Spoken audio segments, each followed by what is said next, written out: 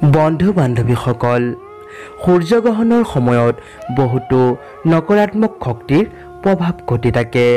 সেয়েহে এই গ্ৰহণৰ সময়ত এই কামসমূহ একেবাৰে নকৰিব। সূৰ্যগ্ৰহণ চলি থকাৰ সময়ত কেতিয়াও খালী চকুৰে চাব নালাগে। ইয়াৰ কাৰণত আপোনাৰ চকু ক্ষতি হোৱাৰ সম্ভাৱনা বেছি।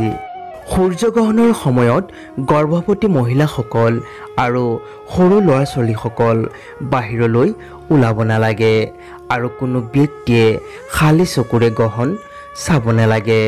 সূৰ্যগ্ৰহণৰ সময়ত আহাৰ বা কোনো খাদ্য বনাব নালাগে আৰু গ্ৰহণ কৰিব নালাগে। পানীও খাব নালাগে আৰু কাৰো সৈতে হাই কাজিয়া কৰিব নালাগে। সূৰ্যগ্ৰহণ চলি থকাৰ সময়ত তুলসী গছ আৰু ভগৱানৰ ফটো বা মূৰ্তি কেতিয়াও স্পৰ্শ নকৰিব, এইটো ধ্যান ৰাখিব।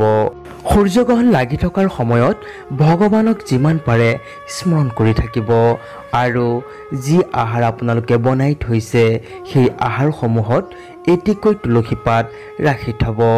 এনে কৰিলে সূৰ্যগ্ৰহণৰ বেয়া প্ৰভাৱ আপোনাৰ ওপৰত কেতিয়াও নপৰে।